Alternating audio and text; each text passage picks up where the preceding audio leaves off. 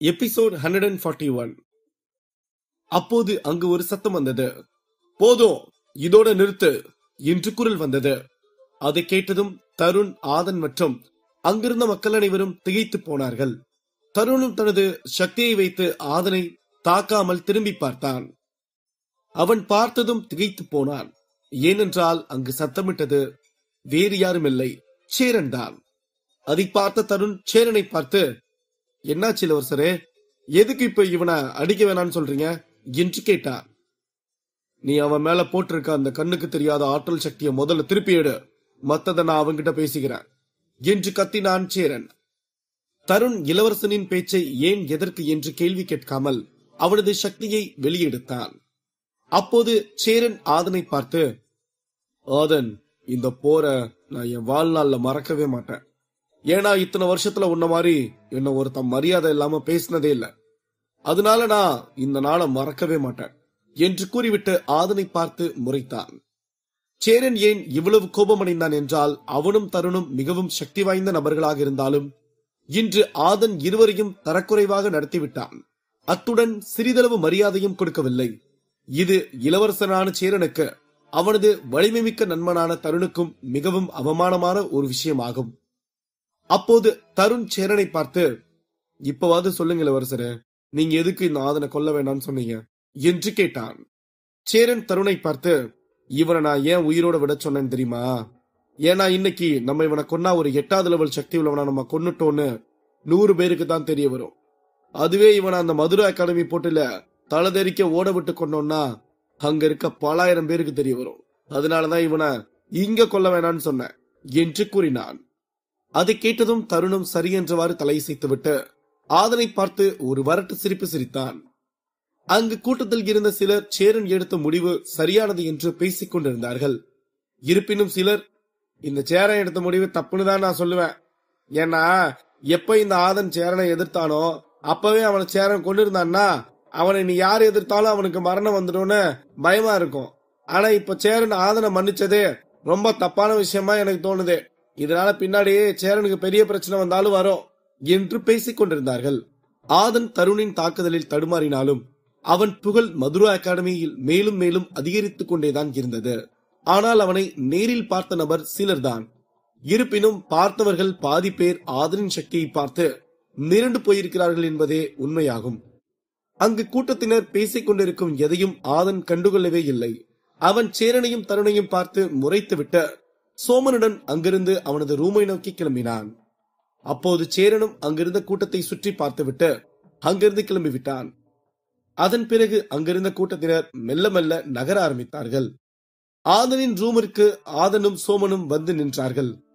அப்போது ஆதன் சோமனை பார்த்து, டேய், ரூம் சாவியோடு ரூம் ஓபன் பண்றா என்று கூறினான்.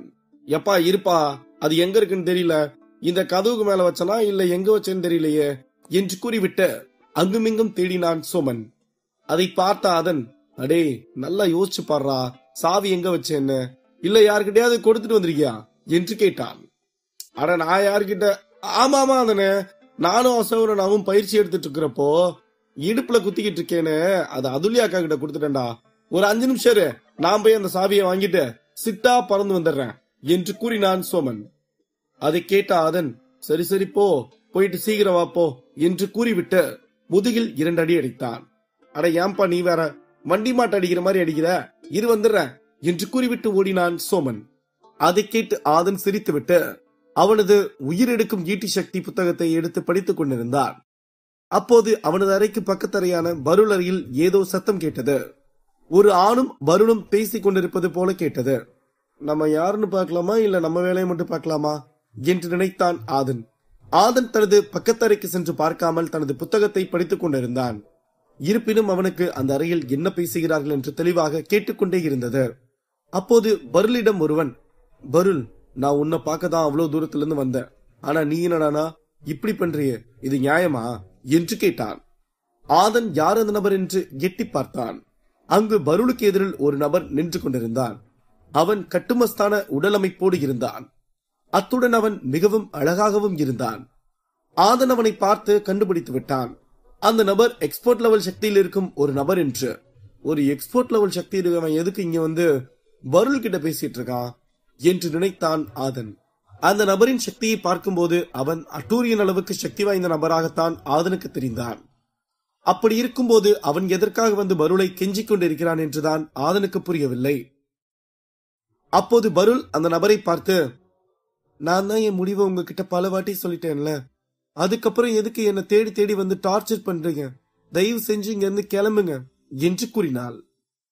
அதை கேட்ட அந்த நபர், நான் உன்னை டார்ச்சர் பண்ணணும் நீங்க வரல பருள், நீ இப்படி எல்லாம் பேசாத, எனக்கு ரொம்ப கஷ்டமா இருக்கு, எனக்கு உன்னை பிடிச்சிருக்கு பருள், அதனாலதான் நீ என்ன எத்தனை வாட்டி வேண்டாம் வேண்டாம்னு விரட்டினாலும் நான் திரும்ப திரும்ப வந்துட்டு இருக்கேன் என்று கூறினார்.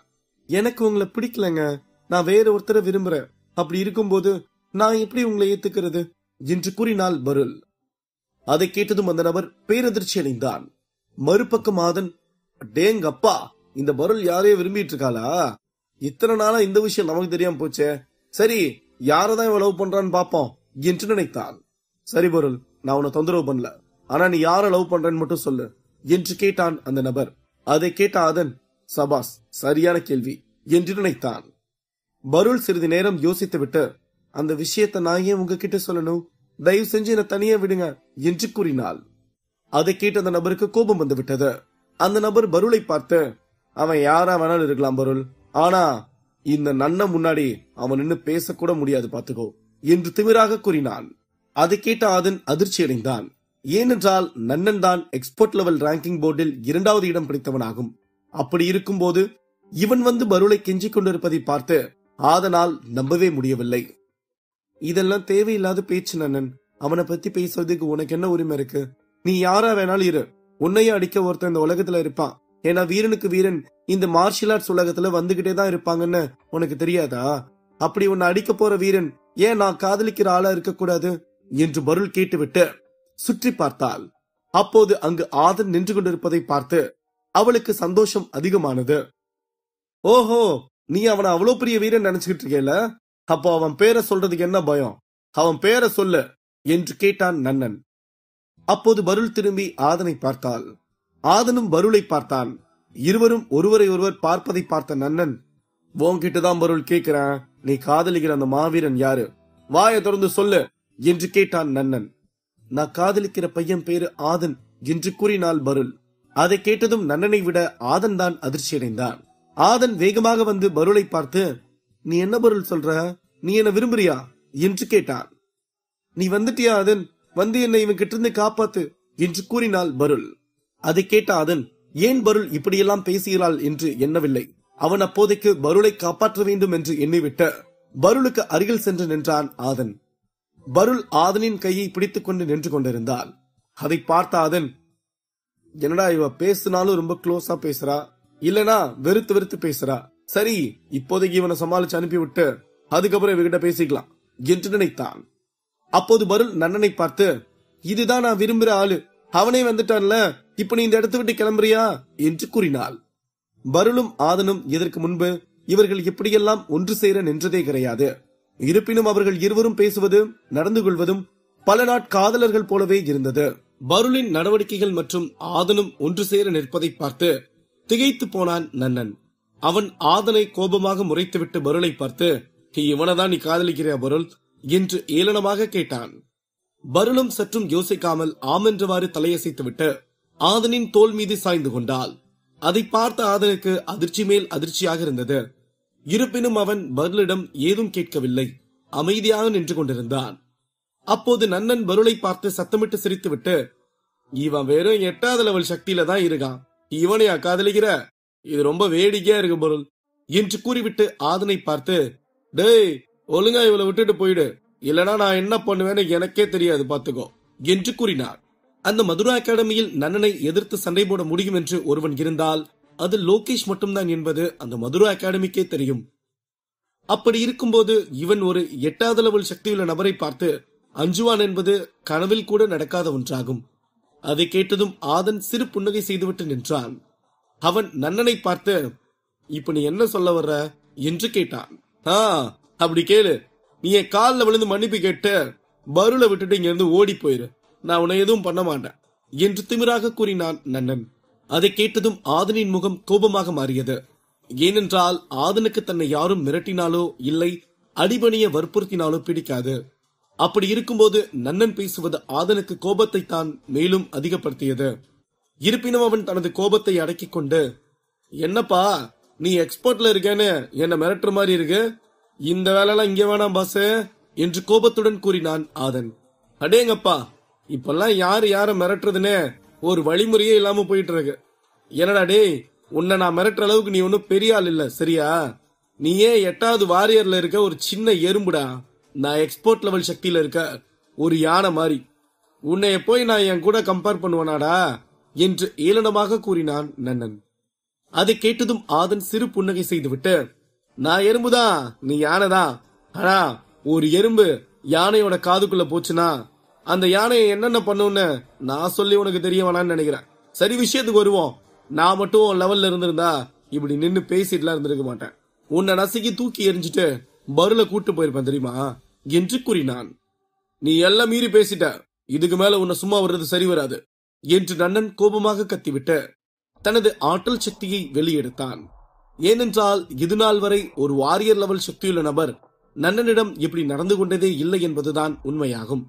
அப்படி இருக்கும்போது இன்று ஆதன் பேசும் பேச்சு நன்னனை மிகவும் கோபப்படுத்திவிட்டது. அதனால்தான் அவன் தனது சக்தியை வெளியெடுத்தான். அதை பார்த்த பருள், முதல்ல உன் சக்தியை உள்ளவை நன்னன், நீதான் வந்து என்கிட்ட பிரச்சனை பண்ண, அதுக்காகத்தான் ஆதன் வந்து உன்னை கேள்வி கேட்டான். அதுக்கு நீ இப்படி பண்றது கொஞ்சம் கூட நல்லா இல்ல. ஒரு எக்ஸ்பர்ட் லெவல் சக்தி உள்ள நீ ஒரு வாரியர் லெவல் சக்தி உள்ள ஆளை எதிர்க்கிறதும் அடிக்கிறதும் சரியான விஷயம் நினைக்கிறியா நீ? அதுவும் இல்லாம இப்ப நான் சொல்றேன், உன்னை எனக்கு பிடிக்கல, நீங்க இருந்து கிளம்பு என்று கூறினாள். சரி சரி பருள், நீ கோவப்படாத, நான் இங்க இருந்து போறேன். ஆனா வருங்காலத்துல இவனை நான் கொன்னன்னா நீ என்ன எந்த கேள்வியும் கேட்க கூடாது பருள் என்று கூறினான் நன்னன். அப்போது சோமனும் அங்கு வந்து விட்டான். அவன் வந்து பருள் ஆதனின் கையை பிடித்திருப்பதை பார்த்துவிட்டு அப்படியே திரும்பி நன்னனை பார்த்துவிட்டு, டேய் நீ ஏன்டா மூக்கு சிவகை இவங்க 2 பேரையும் பார்த்துட்டு நிக்கிற என்று நன்னனை பார்த்து கேட்டான். அதை கேட்ட நன்னன் சோமனையும் ஆதனையும் முறைத்து விட்டு அங்கிருந்து வேக வேகமாக சென்று விட்டான். அப்போது சோமன் ஆதனை பார்த்து, என்னப்பா ஆதனே, இந்த படம் எப்ப புதுசா ஆரம்பிச்சிச்சு, என்கிட்ட கூட நீ சொல்லவே இல்ல என்று கிண்டலாக கேட்டான். அப்போது அதை கேட்ட பருள் தனது கையை ஆதன் கையில் இருந்து வெளியே எடுக்க முயற்சி செய்தாள். அதை பார்த்த ஆதன், நீ என்ன லவ் பண்றேன்னு எனக்கு இப்பதான் பருள் தெரிஞ்சது, இத்தனை நாளா என்கிட்ட கூட விஷயத்த சொல்லாம மறைச்சிட்டேல என்று கூறினான். அப்போது சோமன் ஆதனை பார்த்து, ஏய் என்னப்பா ஆதனே, நீ நம்ம ரூமுக்குள்ள வர்றியா இல்ல மேடம் ரூமுக்குள்ள போறியா? ஏன்னா நீங்க இளம் ஜோடிகள், நான் உங்க கூட இருந்தா உங்களுக்கு கஷ்டமா இருக்கும், அதனாலதான் கேக்குறேன் என்று கூறினான். அதை கேட்ட ஆதன் வெக்கப்பட்டு சிரித்தான். இதுல நான் முடிவெடுக்க எதுவும் இல்லடா, பருள் என்ன சொல்றாலோ அது அப்படியே நடந்துக்க வேண்டியதான் என்று கூறினான். அடேங்கப்பா, இப்பதான் ஒண்ணு சேர்ந்த மாதிரி இருக்கு, அதுக்குள்ள பருள் சொல்லட்டுங்கிற அளவுக்கு விஷயம் போயிருச்சா என்று சோமன் ஆதனை பார்த்து கேட்டுவிட்டு பருளை பார்த்து, என்ன மேடம் நீங்க என்ன சொல்றீங்க என்று கேட்டான். பருள் ஆதனையும் சோமனையும் பார்த்து முறைத்துவிட்டு ஆதனின் கையை உதறி விட்டுவிட்டு தனது அறையின் கதவை திறந்து கொண்டு உள்ளே சென்றாள். ஆதனுக்கும் சோமனுக்கும் காத்திருக்கும் அதிர்ச்சி என்ன, ஆதன் அடுத்து என்ன செய்ய போகிறான், அடுத்தடுத்த கதைக்களத்தில் காத்திருக்கும் சிறப்பான சம்பவங்கள் என்ன, இதை பற்றி மேலும் தெரிந்து கொள்ள பாக்கெட் எஃப்எம் உடன் இணைந்திருங்கள். எபிசோட் 142. ஆதன் பருளை பார்த்து, இப்ப நீ எதுக்கு என்ன முறைகிற என்று கேட்டான். பருள் எந்த ஒரு பதிலும் சொல்லாமல் அங்கிருந்து அவள் தனது ரூமுக்குள் செல்ல முற்பட்டாள். அப்போது ஆதன் பருளின் கையை பிடித்தான். அதை பார்த்த பருள் ஆதனை பார்த்து, என் கையை விடு ஆதன், எதுக்கு இப்ப என் கையை பிடிக்கிற என்று முகத்தை சுளித்துக் கொண்டு கேட்டாள். நீதான் என்ன விரும்புறேன்னு நன்னன் கிட்ட சொன்ன, இப்ப நான் அப்படியே பேச்சு மாறுது என்று கேட்டான் ஆதன். ஆமா, நான் அந்த நன்னன் கிட்ட இருந்து தப்பிக்கிறதுக்கு தான் உன்னை நான் விரும்புறேன்னு சொன்னேன். அப்பதான் அவன் என்னை விட்டுட்டு போவான்னு நினைச்சேன். அதனையும் அட்வான்டேஜா எடுத்துட்டு என் கையை பிடிப்பியா என்று கேட்டாள் பருள். அப்போது சோமனும் ஆதனும் பேரதிர்ச்சி அடைந்தார்கள். அப்போது ஆதன் சோமனை பார்த்து கண்ணடித்து விட்டு, அதெல்லாம் முடியாது பருள், நீ என்ன விரும்புறேன்னு சொல்லிட்ட, நானும் அதை சீரியஸா எடுத்துக்கிட்டேன். இதுக்கு மேல எவனாவது வந்து உன்னை வம்பிழுத்தான்னா அவனை அடிச்சு வாயை உடைச்சிருவான் பாத்துக்கோ என்று கூறினான். அதை கேட்டதும் பருளுக்கு அதிர்ச்சியாக இருந்தது. அவள் எதையோ யோசித்துக் கொண்டிருந்தாள். அப்போது சோமன் ஆதனை பார்த்து, இவன் நம்மளை வச்சு நன்னன் கிட்ட விளையாடுனால, இப்ப நீ கொஞ்சம் விளையாடு, அப்புறம் அவளை விட்டுட்டு ரூமுக்குள்ள வா, நான் இப்பவே ரூமுக்குள்ள போறேன் என்று கூறினான். அதை கேட்ட ஆதன் சரி என்றவாறு தலையசைத்தான். அப்போது பருள் ஆதனை பார்த்து, இப்ப நீங்க 2 பேரும் என்ன பேசிட்டு இருக்கீங்க என்று கேட்டாள். அதுமா, நான் முதல்ல சொன்ன மாதிரி நீயும் என் நண்பனும் இளம் ஜோடிகள். நீங்க 1000 விஷயம் பேசுவீங்க. நான் உங்க கூட இருந்தா உங்களுக்கு டிஸ்டர்பா இருக்கும்ல, அதனால நீங்க 2 பேரும் பேசிட்டு இருங்க, நான் ரூமுக்குள்ள போறேன் என்று கூறினான் சோமன். அதை கேட்டதும் பருளின் கோபம் மேலும் அதிகமானது. அவள் சோமனை பார்த்து, நீ தேவையில்லாதெல்லாம் பேசிட்டு இருக்க சோமன், தயவு செஞ்சு என்னை கோபப்படுத்தாம இங்க இருந்து போயிடு என்று கூறினாள். டே சோமனே, எதுக்குடா என் ஆளை கோபப்படுத்துற? நீ போடா இங்க இருந்து, நான் பருள் கிட்ட தனியா பேசிட்டு வரேன் என்று கூறிவிட்டு கண்ணடித்தான் ஆதன். சரி சரிப்பா, நான் யாரையும் கோபப்படுத்தல. நீங்க நம்ம மதுரா அகாடமிக்கு பக்கத்துல ஒரு பார்க் இருக்கு, அங்க போய் உங்க ரொமான்ஸ போடுங்க, போங்க போங்க என்று கூறிவிட்டு அங்கிருந்து சென்று விட்டான் சோமன். அதை கேட்டதும் பருள் முகத்தை சுளித்துக் கொண்டு அவள் ரூமுக்குள் சென்றாள். அதை பார்த்த ஆதன் சிரித்துவிட்டு, ஏ சோமனே இருடா, நானும் வர்றேன் என்று கூறினான். டேய், அவன் நம்மள வச்சு எப்படி ஏமான்னா, அதே மாதிரி நீயும் அவ ரூமுக்குள்ள போயிட்டு உன்னை நான் மனசார நேசிக்கிறேன் அப்படி இப்படின்னு சின்னதா விளையாட்ட போட்டு வாடா. ஏன் இவளுக்கு மட்டும்தான் விளையாட தெரியுமா, நமக்கெல்லாம் தெரியாதா என்ன என்று கூறினான் சோமன். அதை கேட்ட ஆதன் சிறிது நேரம் யோசித்து விட்டு, சரி நீ ரூமுக்குள்ள போ, நான் வந்துடுறேன் என்று கூறிவிட்டு பருளின் ரூம் கதவை திறந்து கொண்டு உள்ளே சென்றான். ஆதன் தனது ரூமுக்குள் வருவதை பார்த்த பருள் முதலில் ஏதும் பேசவில்லை, அவனை தடுக்கவும் இல்லை. இருப்பினும் அவளது கண்களில் கோபம் இருப்பது மட்டும் தெளிவாக தெரிந்தது. டேய், ஒரு பொண்ணு ரூமுக்குள்ள இப்படி அவளோட பெர்மிஷன் இல்லாம வர்றதுக்கு உனக்கு வெக்கமாவே இல்ல என்று கேட்டாள் பருள். இங்க பாரு பருள், நான் மறுபடியும் சொல்றேன், நீ என்னதான் விரும்புறேன்னு சொன்ன அப்படின்னா நான் உன் லவ்வர்மா, அப்ப நான் ரூமுக்குள்ள வராம வேற யார் வருவா என்று ஆதன் கூறிவிட்டு தனது பாக்கெட்டில் இருந்து ஒரு நட்சத்திர பழத்தை எடுத்து பருளுக்கு கொடுத்தான். அந்த நட்சத்திர பழத்தை பார்த்ததும் பருளின் கண்களில் ஒரு பிரகாசம் வந்தது. இவ்வளவு நாள் இல்லாம எதுக்கு இன்னைக்கு திடீர்னு வந்து கொடுக்கிற? இதுக்கு பின்னாடி ஏதாவது உள்குத்து இருக்கா என்ன என்று சந்தேகப்பட்டாள் பருள். ஆதன் பருளை பார்த்து, இதுல உள்குத்தும் இல்ல வெளிக்குத்தும் இல்ல, இந்த நட்சத்திர பழத்தை எடுத்துட்டு வெளியே வந்ததுமே உனக்கு ஒண்ணு கொடுக்கணும்னு நினைச்சிட்டு இருந்தேன், ஆனா உன்னை பார்க்கவே முடியல, சரி இப்ப பார்த்தேன், அதனாலதான் கொடுக்குறேன், இந்தா வாங்கிக்கோ என்று கூறினான். பருளும் அந்த பழத்தை வாங்கி கொண்டு ஆதனை பார்த்து, தேங்க்ஸ் ஆதன் என்று கூறினார். என்ன பருள், லவ்வர்ஸ்குள்ள யாராவது தேங்க்ஸ் சொல்லுவாங்களா என்ன என்று கிண்டலாக கூறினான் ஆதன். நீ இப்படியே லூசு மாதிரி பேசிட்டு இருந்தனா உன்னை நான் என் வாழ்க்கையில இருந்து சுத்தமா ஒதுக்கி வச்சிருவேன் ஆதன். இப்பவாது உன் மேல கொஞ்சம் மரியாதை வச்சிருக்கேன், அதை நீயே கெடுத்துக்குவ போல என்று கூறினாள் பருள். இப்பெல்லாம் நல்லா பேசுறல பருள், ஆனா கொஞ்சம் யோசிச்சு பாரு, நீ கொஞ்ச நேரத்துக்கு முன்னாடி அந்த நன்னன் முன்னாடி என்ன வச்சு கேம் விளையாண்டது சரியா சொல்லு? புத்திசாலி பொண்ணு, சக்தி வாய்ந்த பொண்ணு, அப்படி இருக்கும்போது நீயே இப்படி முட்டாள்தனமான வேலை எல்லாம் செய்யறது நல்லாவா இருக்கு என்று கேட்டான் ஆதன். அதை கேட்ட பருள், ஆதன் இவ்வளவு நேரம் தன் மீது காதல் கொண்டிருப்பது போல் நடித்துக் கொண்டுதான் இருந்தான் என்று புரிந்து கொண்டாள். பருள் தான் செய்த விஷயத்தை சற்று யோசித்து பார்த்தாள். எந்த ஒரு பையனாக இருந்தாலும் அவள் நடித்த நடிப்பிற்கு நிச்சயம் வீழ்ந்து விடுவான். ஏன், ஆதனும் முதலில் சந்தோஷம் அடைந்தான். அதன் பிறகு பருள் ஆதனையும் சோமனையும் எரிந்து விழுவது போல் பேசியதும் தான் ஆதனும் சோமனும் கண்ணடித்துவிட்டு பருளை ஆதன் காதலிப்பது போல் ஒரு நடிப்பை போட்டான். பருள் சிறிது நேரம் யோசித்து விட்டு, தப்புதான் ஆதன், அவ முன்னாடி நான் உன்ன அப்படி சொல்லிருக்க கூடாதுதான், இருந்தாலும் எனக்கு வேற வழி தெரியல ஆதன். அவன் என்ன எங்க பார்த்தாலும் டார்ச்சர் பண்ணிட்டு பின்னாடியே வந்தான், இப்படிதான் அந்த வேட்டையனும் என் பின்னாடி சுத்திக்கிட்டு இருந்தான். அவனை கூட நான் சமாளிச்சுட்டேன், ஆனா இந்த நன்னன் எக்ஸ்பர்ட் லெவல் சக்தியில இருக்கான், அதனால இவனை எதிர்க்கவும் கேள்வி கேட்கவும் எல்லாரும் பயப்படுறாங்க. அப்பதான் நான் உன்னை பார்த்தேன், சரி உன் பேரு சொன்னவாது விட்டுருவான்னு தான் அப்படி சொன்னேன் ஆதன், என்ன மன்னிச்சிட ஆதன் என்று கூறினாள். மன்னிப்பெல்லாம் பெரிய வார்த்தை பருள், உன் பக்கம் இருந்து பார்த்தா நீ செஞ்சது சரிதான். சரி அதை விட நீ அடுத்த லெவல் சக்திக்கு போயிட்ட போல என்று சந்தோஷமாக கேட்டான் ஆதன். ஆமா ஆதன் என்று சிறு புன்னகையுடன் கூறினாள் பருள். அப்புறம் நீயும் மதுரை அகாடமியவே ஒரு கணக்கு கலக்கிட்டு இருக்க போல என்று கேட்டாள் பருள். பருள் இந்த கேள்வியை மிகவும் உற்சாகத்துடன் கேட்டாள். ஏனென்றால் நட்சத்திர பள்ளத்தாக்கில் இருந்து வெளியே வந்ததற்கு பிறகு பருளும் ஆதனும் சந்தித்துக் கொள்ளவே இல்லை. இருப்பினும் ஆதன் செய்த அனைத்து விஷயங்களையும் தெரிந்து வைத்திருந்தாள் பருள். அதாவது சயகன் வம்சத்து சண்டை போட்டி, அதில் சக்கரவர்த்தி கை உடைக்கப்பட்டது, பேட்டையன் மற்றும் நவயுகன் கொல்லப்பட்டது, அது மட்டுமின்றி அங்கிருந்த அனைத்து வாரியர் லெவல் சக்தி உள்ளவர்களையும் சண்டைக்கு சவால் விட்டது என்று அனைத்து விஷயங்களையும் தெரிந்து வைத்திருந்தாள் பருள். அது மட்டுமின்றி ஆதன் கடந்த சில நாட்களாகவே மதுரா அகாடமியில் செய்து வருவதை கேட்டபோது பேரதிர்ச்சி அடைந்தாள் பருள். ஏனென்றால் அவன் இவ்வளவு வலிமை மிக்க ஒருவன் என்று பருளுக்கு தெரியவே தெரியாது. பருள் ஆதனை ஒரு சாதாரணமான ஆளாகத்தான் நினைத்துக் கொண்டிருந்தாள். ஆனால் ஆதனின் சக்தியும் செயலும் கேள்விப்பட்டு பருளுக்கு ஆதன் மீது ஒரு நல்ல அபிப்பிராயம் வந்துவிட்டது. நான் எதுவும் புதுசாலாம் பண்ணல பருள், 2 பேர் தான் அதன். ஆனா நீ கொன்ன 2 பேரும் யார் தெரியுமா என்று கேட்டாள் பருள். நான் என்னை எதிர்த்து வந்த 2 பேரை கொன்னேன், அவ்வளவுதான். அவனுங்க யாரா வேணாலும் இருக்கட்டும். அந்த வேட்டையன் ஏகன் மாஸ்டரோட நேரடி சிஷ்யன். அப்புறம் நவயுகன் யுகன் வம்சத்தோட முக்கியமான ஆளு, அவ்வளவுதானே என்று கூறினான் ஆதன். சரி ஆதன், இருந்தாலும் அவங்க 2 பேரும் ரொம்ப பெரிய வம்சத்தாளுங்க. அவங்கள சுத்தி இருக்க ஆளுங்க உன்னை எப்படியும் கொல்லணும்னு நினைச்சிட்டு இருப்பாங்க. அதனால நீ பார்த்து பத்திரமா இரு, சரியா என்று கூறினாள் பருள். நீ சொல்றது சரிதான் பருள், நான் பார்த்து கவனமா இருந்துகிறேன் என்று கூறினான் ஆதன். அதன் பிறகு நெடுநேரம் ஆதன் பருளிடம் பேசிக் கொண்டிருந்தான். சோமன் ஆதனின் ரூமில் படுத்து தூங்கிவிட்டான். சிறிது நேரம் கழித்து ஆதன் தனது ரூமிற்குள் வந்தான். அங்கு சோமன் உறங்கிக் கொண்டிருந்தான். ஆதன் தனது உயிரெடுக்கும் ஈட்டி சக்தி புத்தகத்தை எடுத்து படிக்க ஆரம்பித்தான்.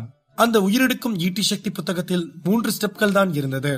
ஆனால் அது மிகவும் கடினமான ஒன்றாகும். அது மட்டுமின்றி ஆதனுக்கு நன்றாக தெரியும் இது ஒரு சாதாரண ஆள் முற்றிலும் படிக்க முடியாது என்று. 3 நாட்களாக ஆதன் அவனது ரூமை விட்டு வெளியே வரவே இல்லை. அவன் அந்த சக்தி புத்தகத்தில் இருந்த மந்திரத்தை நன்கு படித்து புரிந்து கொண்டான். அதன் பிறகு 4வது நாள் அவனது ரூமை விட்டு வெளியே வந்த ஆதன் நேராக மதுரா அகாடமியின் பயிற்சி இடத்திற்கு சென்று தனது உயிரெடுக்கும் ஈட்டி சக்தியை பயன்படுத்தி பார்த்தான். இந்த ஈட்டி சக்தியின் முதல் அட்டாக் ஈட்டி எதிரிகளை நோக்கி வேகமாக செல்கிறது என்றால் அது செல்லும் வழியில் இருக்கும் எல்லா தடைகளையும் உடைத்துக் கொண்டு செல்லும். அதுவும் மிகவும் வேகமானதாகவும் இருந்தது மற்றும் சக்தி வாய்ந்ததாகவும் இருந்தது. மீண்டும் 3 நாட்கள் கடந்தோடியது. இப்போது ஆதன் அந்த முதல் 3 நாள் பயிற்சிக்கு பிறகு பயன்படுத்திய ஈட்டி சக்தியையும் இப்போது அந்த சக்தியின் வலிமையையும் முன்பும் இப்போதும் பல வேறுபாடுகளை உணர்ந்தான். அப்போது ஆதன், இந்த உயிரெடுக்கும் சக்தி முதல் ஸ்டெப்ல ரொம்ப நல்லாதான் இருக்கு, இது உண்மையாலுமே நம்மளுக்கு ரொம்ப பெரிய யூஸ்ஃபுல்லானதா இருக்கும்னு நினைக்கிறேன் என்று கூறினான். ஆதன் தனது உயிரெடுக்கும் ஈட்டி சக்தியை வைத்து அங்கிருந்த ஒரு பெரிய பாறையை தாக்கினான். அந்த பாறை 2 துண்டாக உடைந்து விழுந்தது. அதை பார்த்த ஆதன் மிகவும் சந்தோஷமாக உணர்ந்தான். அடுத்த 5 நாட்களுக்கு ஆதன் அந்த உயிரெடுக்கும் ஈட்டி சக்தி புத்தகத்தின் 2வது ஸ்டெப் செய்ய ஆயத்தமானான். அந்த 2வது சக்தியின் பெயர் உயிர் மற்றும் ஈட்டி டெக்னிக் ஆகும். இந்த சக்தியை தனது ஈட்டிக்கு கொண்டு வந்து அதை வைத்து தாக்கும் போது எதிரியின் தாக்குதல் எதுவாயினும் அது தவிடுபொடியாக்கப்படும் என்பதே உண்மையாகும். அதன் பிறகு கடைசி டெக்னிக்கை ஆதன் படிக்கவில்லை. ஏனென்றால் இந்த சக்தியின் பெயர் எதிரியின் உயிரெடுக்கும் சக்தியாகும். இந்த சக்தி மிகவும் வலிமை மிக்க ஒன்றாகும். இதை இப்போது படித்து தெரிந்து கொள்ள வேண்டாம் என்றும் இதற்கு சரியான நேரம் வரும்போது படித்துக் கொள்ளலாம் என்றும் எண்ணினான் ஆதன். அதனால் ஆதன் அந்த மாஸ்டர் ஆஃப் மாஸ்டர்ஸ் டெக்னிக் புத்தகத்தை எடுத்து படிக்க ஆரம்பித்தான். சுமார் 7 நாள் இந்த புத்தகத்தின் முதல் டெக்னிக்கை கற்றுக்கொள்ள செலவழித்தான் ஆதன். 7 நாளும் ஆதன் உடம்பும் பல வழிகளை தாங்க வேண்டியதாக இருந்தது. இருப்பினும் ஆதன் அந்த வழியில் இருந்து பின்வாங்குவதாக இல்லை. அவன் அந்த 7 நாளும் கடுமையாக பயிற்சி செய்து மாஸ்டர் ஆஃப் மாஸ்டர்ஸ் டெக்னிக்ஸின் முதல் லெவலையே படித்து முடித்தான். ஆதன் அந்த புத்தகத்தை முழுவதும் படித்து முடித்தான் என்றால் அவனது உடல் மிகவும் வலிமை நிலைக்கு முன்னேறும். அது ஆதனுக்கு சக்தி ஆற்றலை அதிகப்படுத்தும் என்பது குறிப்பிடத்தக்கது.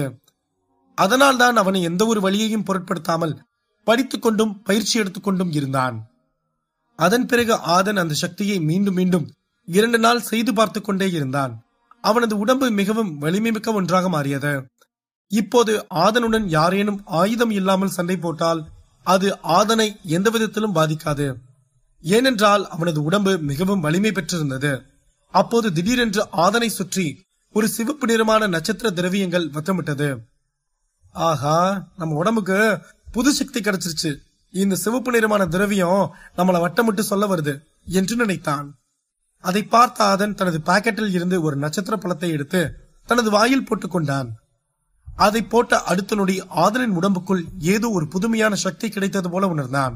அந்த நட்சத்திர பழம் ஆதனின் உடல் உறுப்புகள் அனைத்தையும் வலுவடைய வைத்தது. இதுதான் சரியான நேரம், நம்ம தியானம் பண்ணா நம்ம அடுத்த லெவலுக்கு போறதுக்கு சரியா இருக்கும் என்று நினைத்துவிட்டு தியானம் செய்ய ஆரம்பித்தான். பல மணி நேரம் தியானத்திற்கு பிறகு கண் விழித்தான் ஆதன். அவன் முன்பை விட பல 1000 மடங்கு வலிமையாக உணர்ந்தான். எப்படியோ 9வது லெவல் சக்திக்கு வந்துட்டோம், இனி எக்ஸ்போர்ட் லெவல் சக்தி வச்சிருக்கவங்க கூட சண்டை போடுறது முன்ன மாதிரி ரொம்ப கஷ்டமா இருக்காது என்று ஆதன் நினைத்து சந்தோஷமாக உணர்ந்தான்.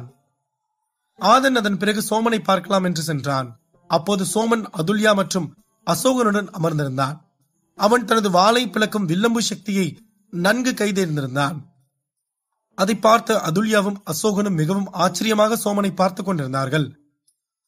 டேய் சோமன, என்னடா உன் சக்தி ரொம்ப பயங்கரமா இருக்கு, இந்த சக்தி எப்போடா நீ இவ்வளவு சூப்பரா பழகுன என்று கேட்டான் ஆதன். ஏன்டா டேய், நீ 18 நாள் ஒரு ரூமுக்குள்ள உட்காந்து 8ல இருந்து 9வது லெவலுக்கே போயிட்ட. சரி, நான் உன்னை டிஸ்டர்ப் பண்ண வேணான்னு தான் வெளியே வந்து அசோகன் நான் ரூம்ல இருந்தேன். அப்ப இவங்க கூட பயிற்சி எடுக்கும் போது இந்த புத்தகத்தோட சக்தி பத்தியும் பயிற்சி எடுத்தேன். நானும் இந்த சக்தியை கத்துக்கிட்டேன் ஆதனே என்று சந்தோஷமாக கூறினான் சோமன். அதை கேட்டதும் ஆதனும் மிகவும் சந்தோஷமாக உணர்ந்து விட்டு சோமனை கட்டியணைத்துக் கொண்டு, சூப்பர்ரா, இதே மாதிரி அப்பப்ப டிமானிக் பீஸ்டுகளை கொன்னு அந்த டிமானிக் மாத்திரை எடுத்துட்டு உன் லெவலையும் அதிகப்படுத்திக்கோ, சரியா? ஆமா மச்சான், அடுத்த ஸ்டெப் அதுதான். சரி, நீ 9வது லெவல் சக்திக்கு வந்துட்ட போல என்று கேட்டான் சோமன். அதை கேட்ட ஆதன், ஆமா சோமன என்று கூறிவிட்டு அதுல்யாவையும் அசோகனையும் பார்த்து, என்னன்னா உங்க பயிற்சியெல்லாம் நல்லபடியா போகுதா என்று கேட்டான். உன் நண்பன் சோமனை பார்த்தா நீ எங்களையே மறந்துடுவ போல, இப்போதான் நாங்க உன் கண்ணுக்கு தெரியுறோமா என்று கிண்டலாக கேட்டான் அசோக். அப்படிலாம் இல்லனா, சரி சொல்லுங்க, உங்க பயிற்சியெல்லாம் எப்படி போயிட்டு இருக்கு என்று கேட்டான் ஆதன். இவனுக்கு எப்பயுமே விளையாட்டு தான் ஆதன், முன்பை விட இப்போ எங்க பயிற்சி ரொம்ப நல்லா போயிட்டு இருக்குப்பா. நாங்களும் புது புது டெக்னிக்லாம் கத்துக்கலான் இருக்கோம் ஆதன். அதுக்கு நாங்க அந்த மதுரா அகாடமி நூலகத்துக்கு போய் ஏதாவது புக் எடுத்துட்டு வரணும்பா என்று கூறினாள் அதுல்யா. அதை கேட்டதும் ஆதன் சரி என்றவாறு தலையசைத்து விட்டு சோமனை பார்த்து, சோமன வாடா, நம்ம ஒரு முக்கியமான இடத்துக்கு போயிட்டு வந்துடலாம் என்று கூறினான். அதை கேட்டதும் சோமன், போலாம் ஆதனே என்று கூறினான். இருவரும் எங்கு செல்ல போகிறார்கள்? ஆதன் சந்திக்க போகும் நபர் யார்? அடுத்தடுத்து கதைக்களத்தில் காத்திருக்கும் சிறப்பான சம்பவங்கள் என்ன? இதை பற்றி மேலும் தெரிந்து கொள்ள பாக்கெட் எஃப்எம் உடன் இணைந்திருங்கள்.